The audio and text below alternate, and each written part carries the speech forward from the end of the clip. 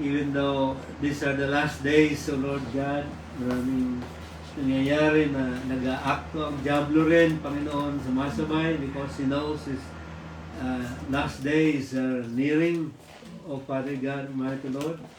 It's also a good way for us, O Father God, na ma-share pa po namin ang inyong magandang balita at makahikayat pa ng mga kaluluwa, O Lord God, and maka-experience ng tunay na pagpapala ninyo, O Lord God, sa aming buhay with the outpouring of the Holy Spirit, O Lord God, and the third great awakening in America, O Lord God, mighty. Hindi na mapipigilan ng kahit kanino man, Panginoon. At bago kayo dumating, bago kami kuhanin dito sa lupa, we will be able, all of us in the body of Christ, be able to experience that last and greatest outpouring of the Holy Spirit.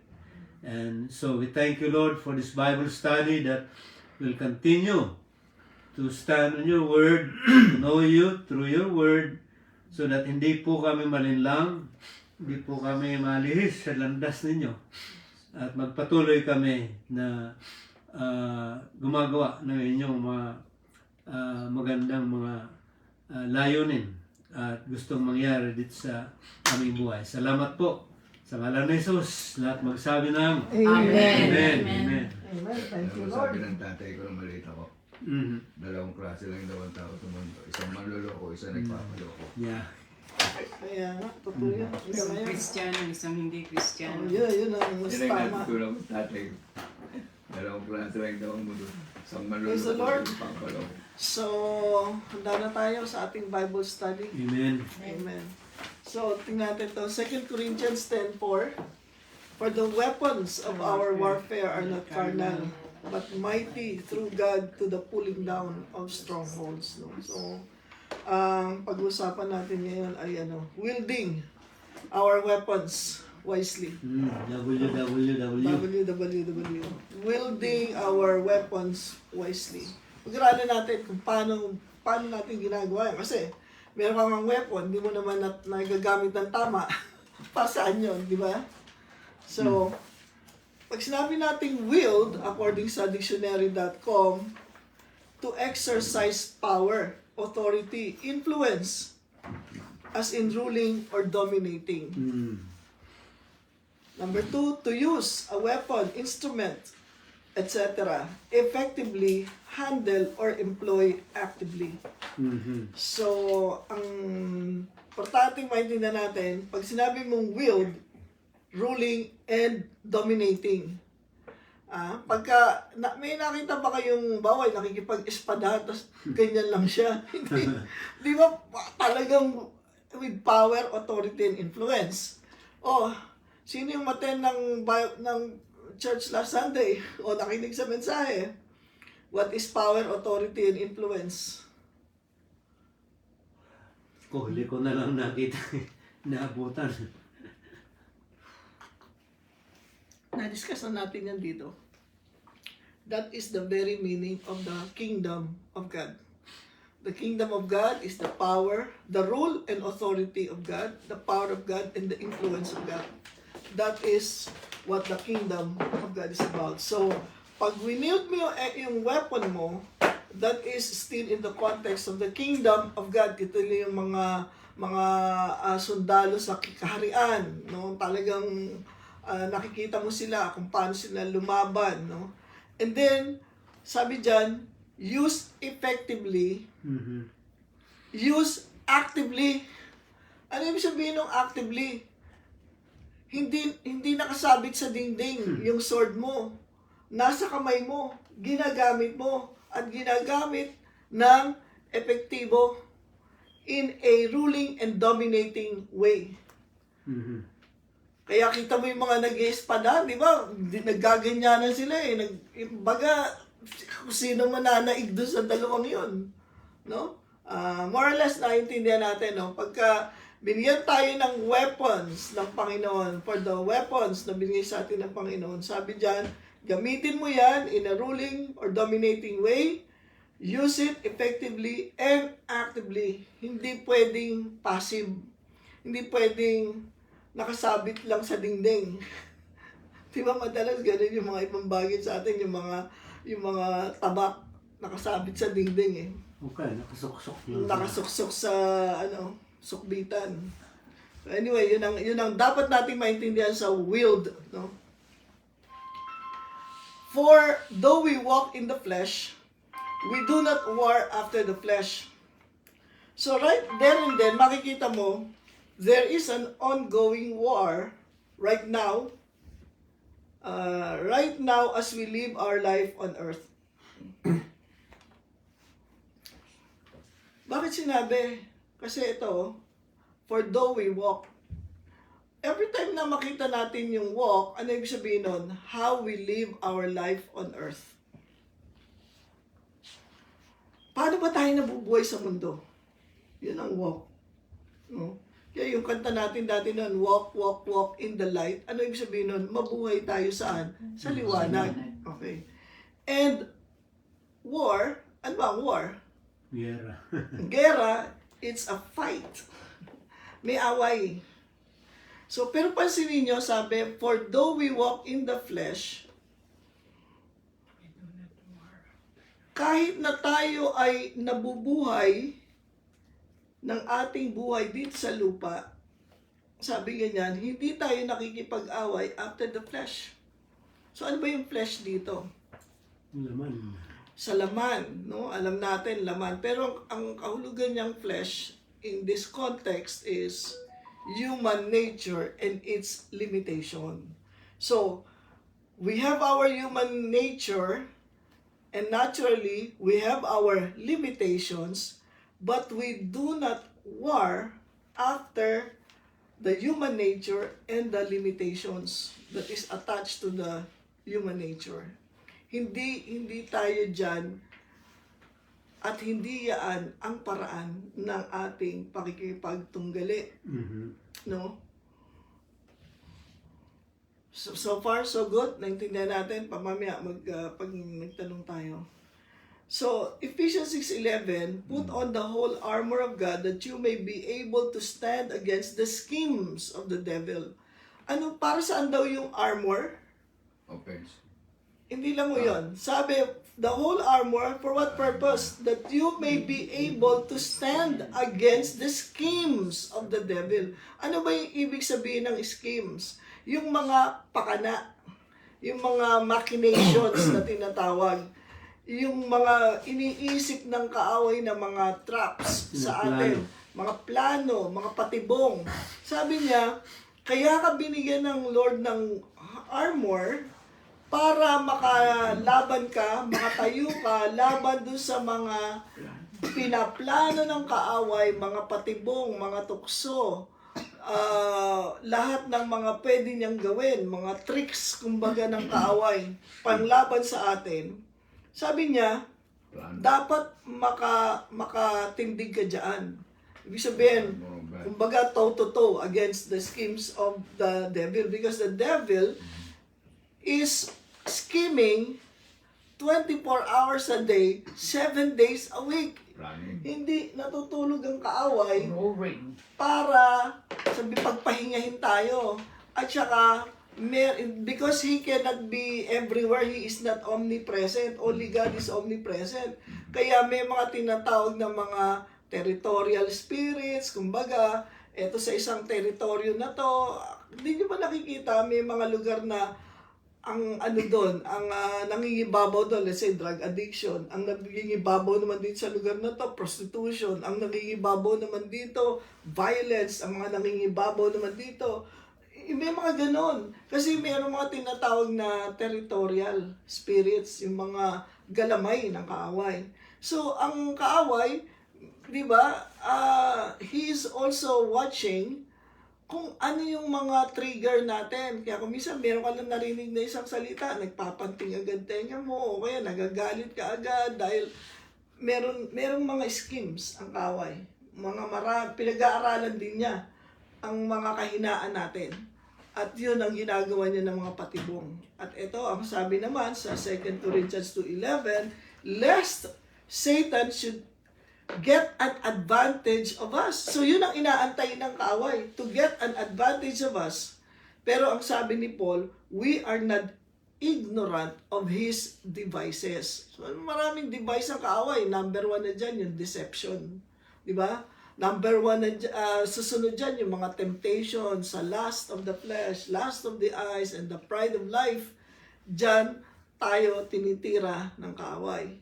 So, sabi ni Paul, hindi tayo ignorante sa mga devices ng kaaway. Dapat hindi ka ma-take advantage ng kaaway.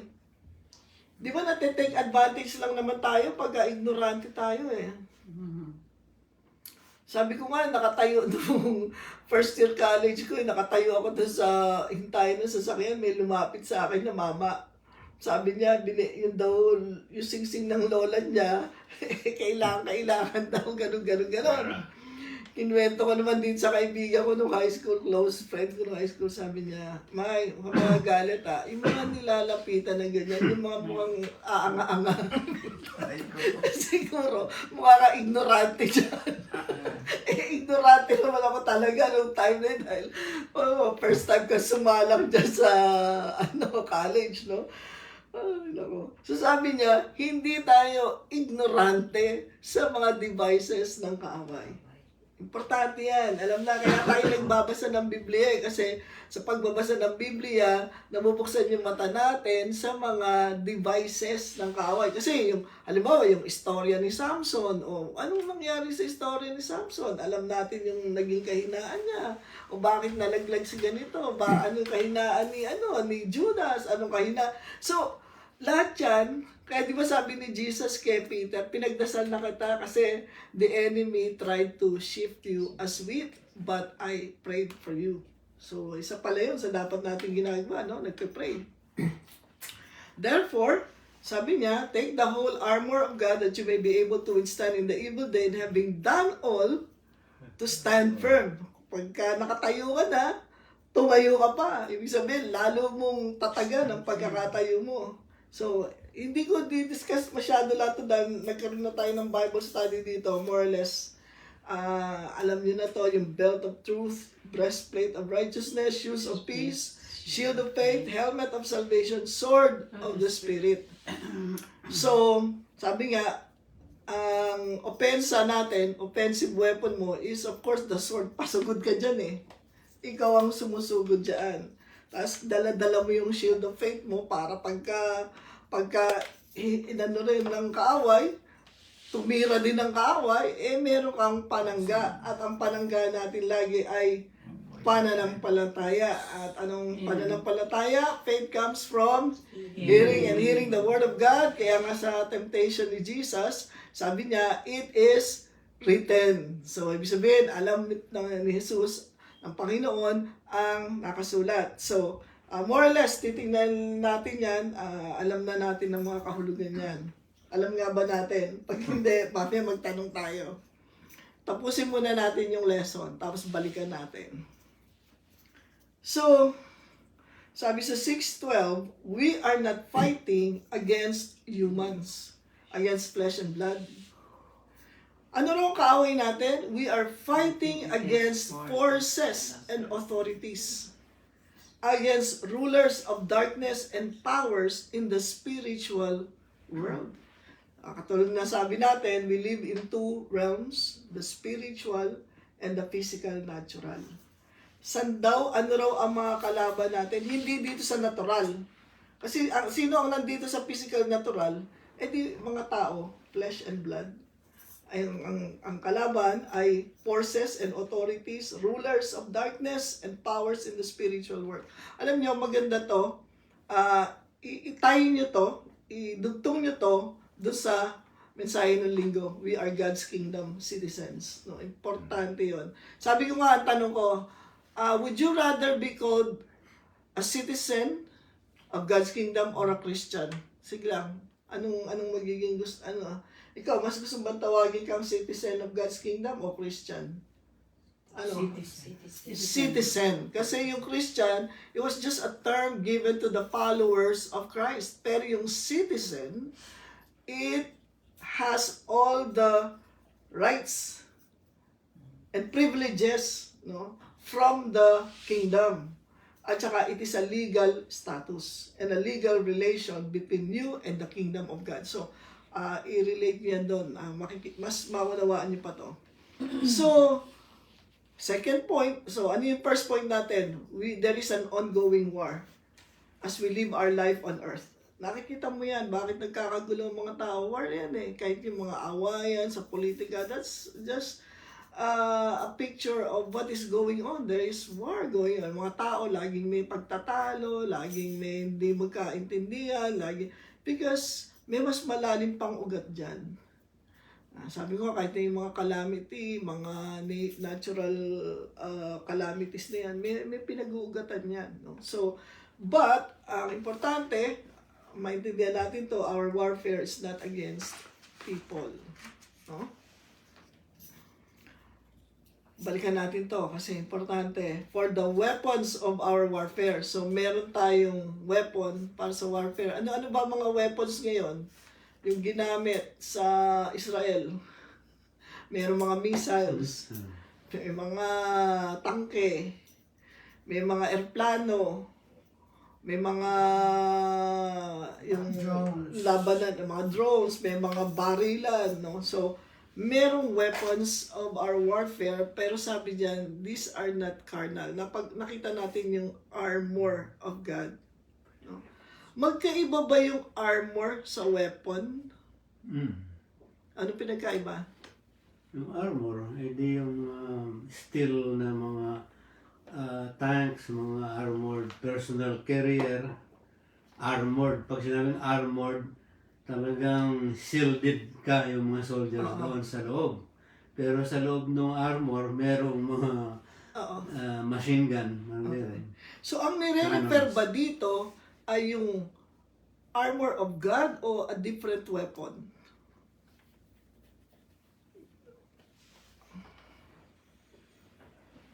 The weapons of our warfare are not carnal. Not might. Ano yung sinatanong mo? Magkapareho ba yung armor of God at saka yung weapons of our warfare? Yung armor nga yung binigay sa atin na helmet, yung The armor of breastplate, God. yung shoes, Shield of faith. shield of faith, yeah. And then yung armor of God and the weapons of God. Weapon nga yung Word of God. Tapos yung the way we willed it. Yung sinasabi mo nga, you willed. You To by exercise. the words that we speak. Okay. So, makikita natin na pagka yung armor na tinatawag natin, parang yun yung uniforme natin. Uniforme. Kaya, Sinusuot mo yun. put on the armor of God. Full arm. Sandata. Oo. Sandata. Yung sandata, yung weapon. Yung weapon yun. So, pero yung weapon, yung armor, sinusuot natin. Mhm. Pero yung weapon, ginagamit natin. Ginagamit. Okay? Maliwanag ba yun, ha? Pero alam nyo, habang, this is just my personal, personal study ko to, aaral ako sa Panginoon. Kasi, ang iniisip natin ganito ngayong araw na to, isusuot ko yung weapon, yung armor ko. Isusuot ko. Put on kasi put on, di ba? So, isuot mo yung armor mo. So, parang sundalo ka na araw-araw, magbibihis ka, susuot mo yung gano'n. So, anong nangyayari? May mga times na hindi mo nasusuot yung weapon mo. Di ba? Kasi, kumisan, Sinusuot mo pa eh. sinusunod pa. Pero alam mo, one time, nagdadasal ako meditate ako, nag-analyze ako. Sabi niya, ito, personal, you may or you may not take it, okay? This is just how I understood it. Hindi yun ang idea ng pagsusuot ng weapon. It's more like this. Nakita niyo ba yung spacesuit ng mga astronaut? ang di ba yung mga spacesuit na kaganyan eh, sino ang pumapasok dun sa spacesuit? Yung tao. Yung tao. So tayo ganun din. No? Tayo ang pumapasok dun sa armor na yun. No? Kaya hindi mo makakalimutan, ay nakalimutan ko yung shield of faith. Ay nakalimutan ko yung breastplate, di ko na ikabit. Kasi yun eh, buo na, kumbaga, just imagine, di lang ako nakakuha ng picture. Then, further amplify dito, nung nakapanood ba kayo ng pelikulang Avatar? Ha? Yung Avatar, di ba yung bidang lalaki doon, lumpo. Nalumpo siya sa gera eh. Pero sumama siya doon sa project na yun, doon, para pumunta doon sa Pandora. Di ba? So, pagka suot-suot niya yung avatar niya, di ba, nakakalipad siya, malakas siya. Kaya nung ending, pinapili siya di ba? Ano gusto mo, bumalik ka doon sa dati, na kung saan lumpo ka, babalik ka na doon sa o mag-stay ka dito sa avatar. Ano pinili niya? Of course, yung avatar is a Middle Eastern idea. But what I'm saying is just picture. Tignan nyo lang yon. So, we are in Christ. Di ba? We are in Christ. No?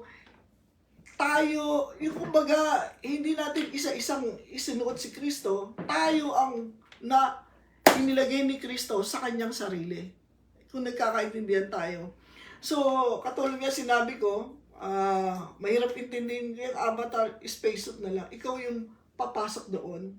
Tayo, kumbaga si Kristo, in all essence of the armor is Christ Himself. Di ba? Siya talaga siya ang truth. Siya ang righteousness. Siya ang shield. Pinag-aralan natin noong nakaraan. He is our shield. In essence, siya yung buo. He is the Word. He is the living Word.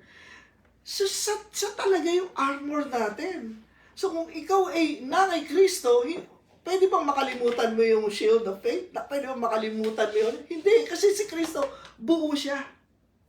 Amen? Mm-hmm. So, yun ang maintindihan natin. Now, yung weapons, ito yung actively dapat natin gamitin, effectively dapat natin gamitin, in a ruling or dominating way. Okay, so, more or less, nakakaintindihan tayo doon, no? So, weapons, warfare.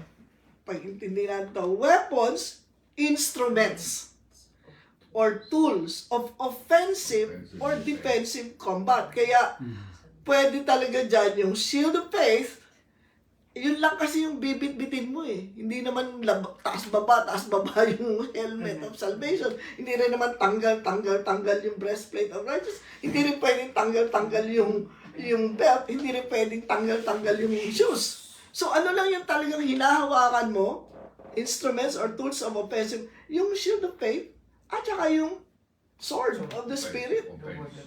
Yan yung natin. Di ba? So, warfare, engagement, in or the activities involved in war or conflict. So katulad na natin kanina, there is an ongoing war, right? Mm-hmm. And we are not warring based on the flesh, the human nature, and its limitations. Kasi binigyan tayo ng Panginoong instruments. Binigyan niya tayo ng tools para gamitin. Kasi whether we like it or not, we are engaged in a war. Mm-hmm. We are engaged in a war. No? Yeah. So, Pastor, in other words, yung sinasabi ng armor is Jesus. Nasa na kanya na lahat yung nasa kanya lahat yun, no? Yung lahat ng from the shield of faith down to the sword. Yes. So, he's the armor. Yes. And then the weapons. Weapons, ito yung sa atin yung panangga natin at saka pang offensive and defensive, yun lang naman ang pwede mong gamitin dun eh, yung panangga mo at saka yung So, again, sabi dito, the weapons of our warfare are mighty through God. So, yung ating offensive, which is the Word of God, and the shield of faith, yan, mighty through God. Ibig sabihin, makapangyarihan yan. Hallelujah. So sabi dyan, casting down imaginations and every high thing that exalts itself against the knowledge of God, and bringing into captivity every thought to the obedience of Christ.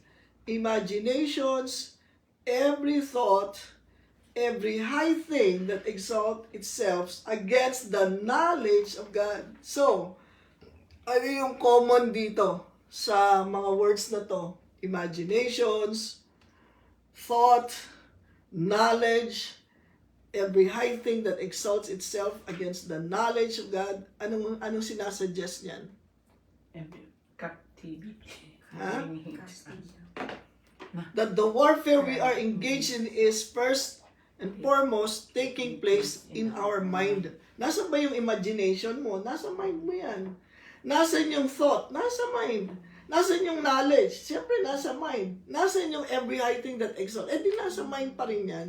So, the warfare that we are engaged in right now is taking place in our mind. Kaya yun nga, the battlefield is the mind. The battlefield is the mind. No? Kaya yung forces, yung mga rulers, dito muna nagsisimula yan sa isip natin. No? So, mahalaga na makita natin yun. Otherwise, we will be fighting the wrong wars. Engage your mind. Kaya, ito, importante. And then, paulit-ulit tayo dito, no? For the weapons of our warfare are not carnal. Ano yung ibig sabihin ng carnal? Of course, it's the opposite of spiritual. No? Hindi yan makalaman, no? O makamundo, o natural. But mighty through God. Yung weapons daw ay mighty lamang sa pamamagitan ng Diyos. Hindi yun mighty through us. Mighty through God, no? To the pulling down of strongholds. Ano ba yung strongholds? Sa Tagalog, ito yung mga kuta. Kuta ng mga kaaway. Kuta. Yung parang stronghold nila. Fort. Kumbaga, fort. No?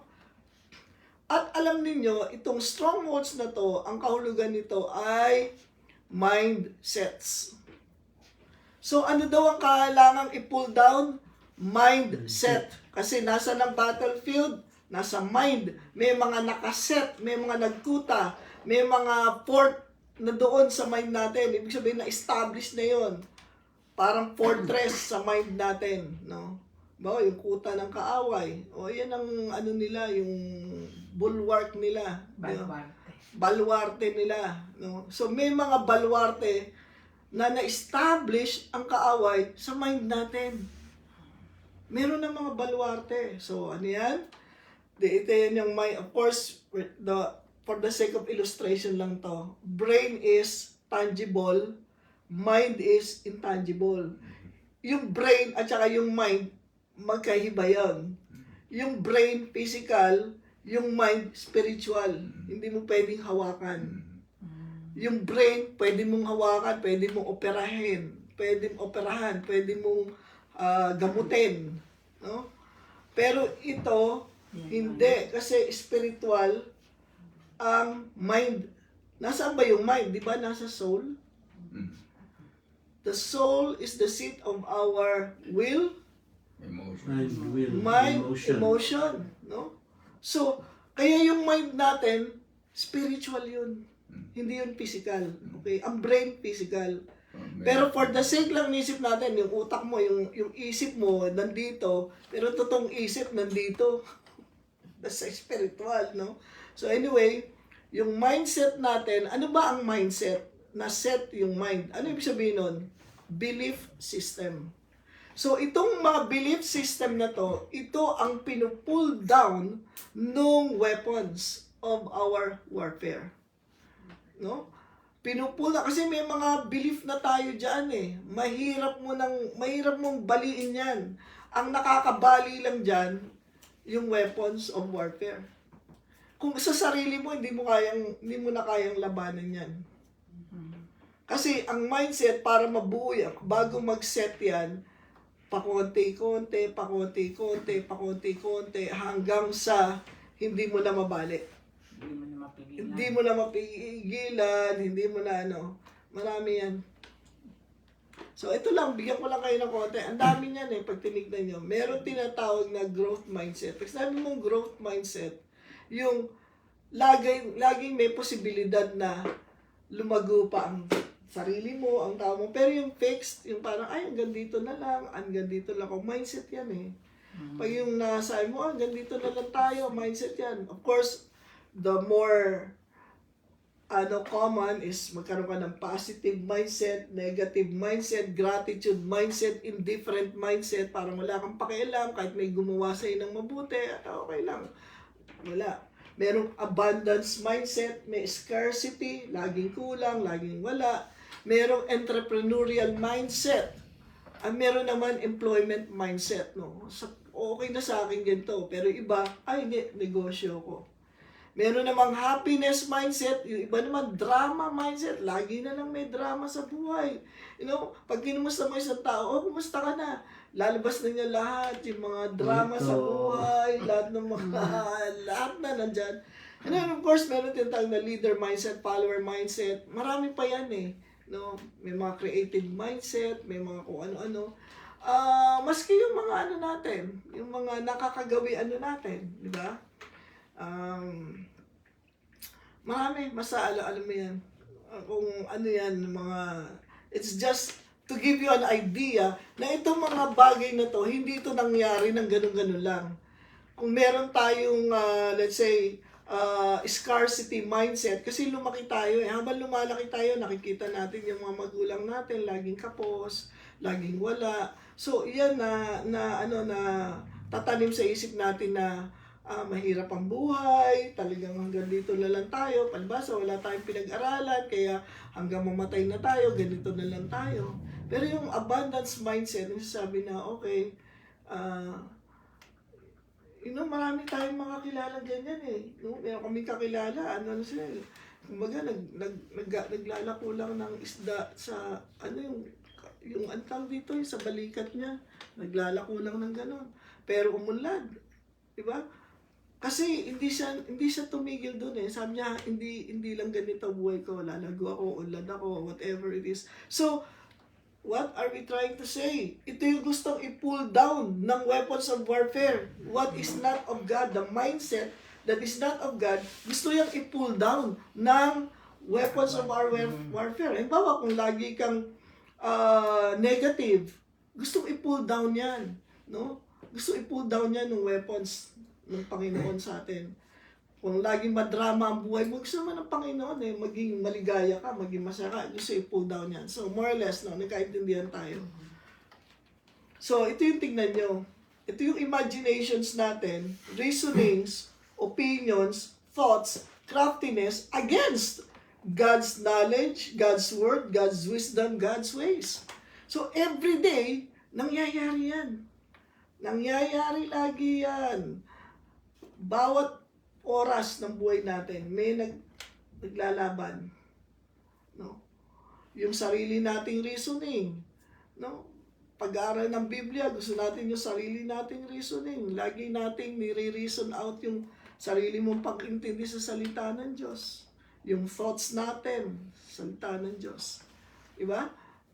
Maliwanag ba to? So, it's our imaginations, our reasonings, opinions, thoughts, and craftiness against God's knowledge, truth, word, wisdom, ways. Lahat yan. Parating kontra yan. Parating kontra. Kasi ano nga yung ang kaaway, yung ating mga enemies, especially the enemy wanting to distort our mind. Diba? Kaya nga, The enemy wants to faith kill us. faith comes by hearing and hearing the Word of God. The more that you hear the Word of God, the more you are able to subdue the imaginations of the world, the reasonings of the world, the opinions of the world, the thoughts of the world, and the craftiness of the world. Importante yan. So, ano daw dapat natin gawin? Renew our mind and destroy old mindsets through God's Word. Kaya nga, nakakalungkot kapag ang daming Kristiyano pero hindi sila ganoon nagdidepende sa salita ng Diyos. You know, we can spend Meron nga yung masama, may nagtanong sa akin, masama ho bang manood ng sine? Masama bang manood ng sine ang mga Kristiyano? Sabi ko ganito ilang oras yung sine? 1 oras at kalahati. Ilang oras papunta sa sinihan? Kunyari, 30 minutos, pabalik 30 minutos. So, nanood ka ng sine, naka-spend ka na ng 2.5 hours. Di ba? 1.5 hour yung sine. Meron pang papunta doon, back and forth. Okay, minsan 1 oras pa papunta doon. So, naka-spend ka ng 2.5 hours, meron 24 hours, di ba? So, like 10% of your time went to seeing a movie. Kung kaya mong manood ng 2.5 hours, tas wala kang time magbasa ng Biblia, kahit na 10 minutes, 15 minutes, hindi tama yun. Di ba? Tama ba yun? Meron kang time manood ng YouTube, ilang oras ka dyan, makinig ka dyan, sabi mo, hindi, pinakikinggan ko naman, Word of God. Okay? It's your reasoning, di ba? It's sabi, reasoning. It's your own reasoning. It's your own opinion. You know, your reasoning and your opinion against the Word of God. So, ikaw ang makakasagot niyan at ang relasyon mo sa Panginoon, kung anong conviction sa'yo. No? But, we need to renew our mind. So, yan. Lagyan mo na, paano lang yan magkakaroon ng X? Pag nanaig yung salita ng Diyos. Pero hanggat hindi na nagkakaroon ng X yan through the Word of God, mananaig lagi yan. Nyari, lagi akong wala, lagi akong kapos, hindi ko magagawa yan kasi wala No? So, Romans 12:2 sa Good News Bible. Do not conform yourselves to the standards of this world. Ano yung standard ng world na yun? Yung reasoning of the world.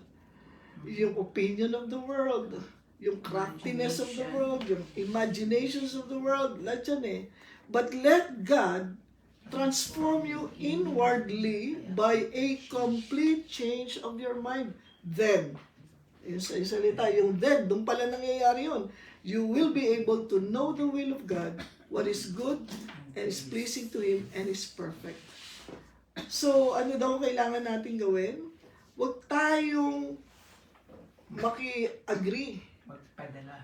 Oo, huwag tayong magkumporma doon sa pamamaraan ng mundo, kundi bayaan mong baguhin ka ng Diyos.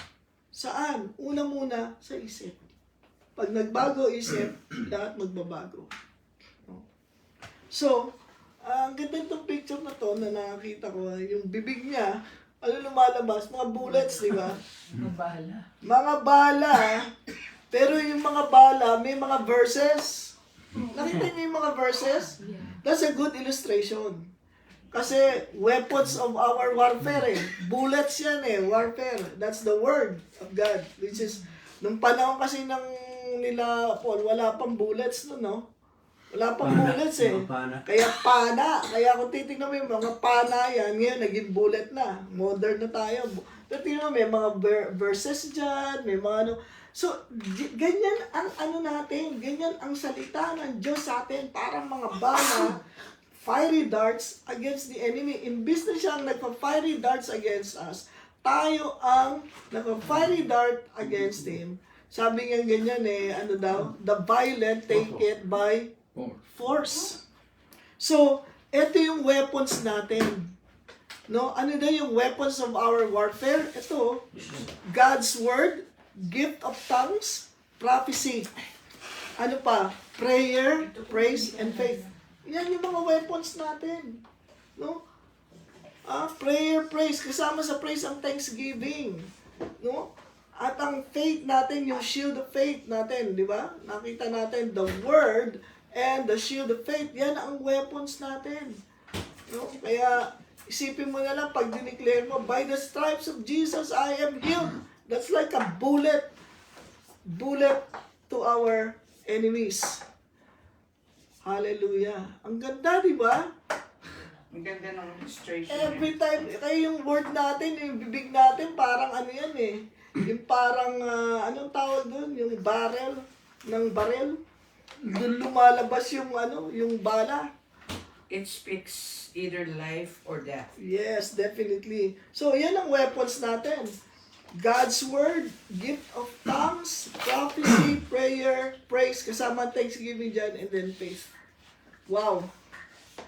So, pag ganyan ang ginagawa mo sa bibig mo, sa mga bullets, sa mga fiery darts na lumalabas sa atin, anong resulta? Anong price natin? Inano ko na lang yan, alphabetical order na lang. Ano yan? Abundance. Madidefeat yung scarcity mindset natin. Favor ng Panginoon. Forgiveness. Healing. Prosperity. Provision. Reconciliation. Supply. Victory. Kaya wield our weapons wisely. Ano yung weapons natin? Ayan o. Yan. Yan yung weapons natin. Kaya pagka meron kang hindi maintindihan, lay hands mo yung sarili mo, mag-pray in tongues ka. Okay, declare mo yung word of God. Mag-prophesy ka sa sarili mo, mag-prophesy ka sa life mo. Habang nilalagay ko lagi sa, pag naglalakad ako doon sa bahay na, nagpo-prophesy ako, this house is paid in full. All my needs are met in Christ Jesus. This house is a house of healing. This house is a house of the presence of God. Abundance. A house of abundance. Pag binuksan mo yung refrigerator, this is, my refrigerator is a vessel of abundance. Pati ka may pagkain, parati ka you are prophesying.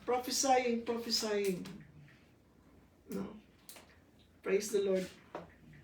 Naalala ko nung bagong-bago pa ng mga Kristiyano kami. Nauna lang ako ng konti. Tapos si Ross ang nauna ko na disciple sa mga kapatid ko. Nauna ko na share ng Word of God. Nauna ko na isama sa church.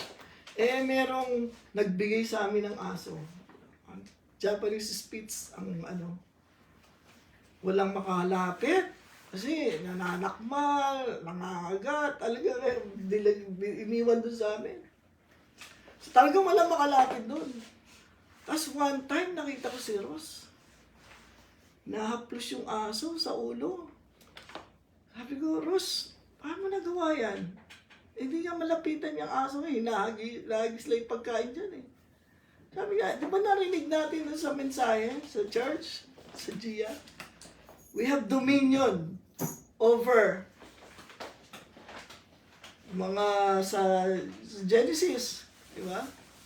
The powers of the air, the animals, everything that trips.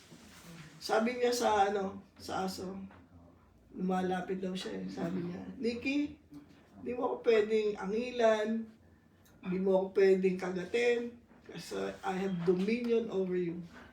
You are under me.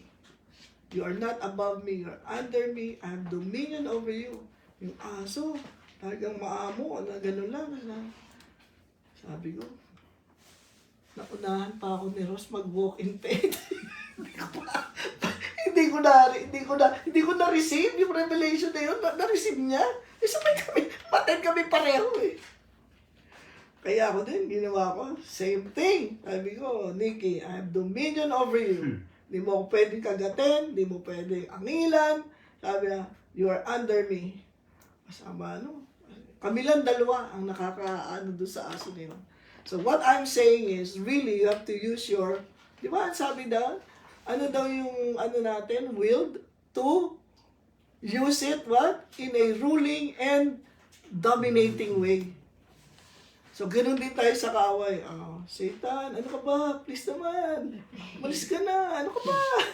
Hindi gano'n. Sabi ni di ba? No, I command you to go in the name of Jesus. I adjure you in the name of the Lord. Yan ang sabi sa Biblia. I command you. Get thee behind me, Satan. Hindi ka pwede yung nakikiusap ka in a ruling and dominating way. And then you use your weapon effectively and actively. Kailangan actively use God's Word. Actively use the gift of tongues. Actively use your gift of prophecy. Actively use prayer. And praise. Kaya nga yung prayer mas maigi pagka ini-speak mo aloud.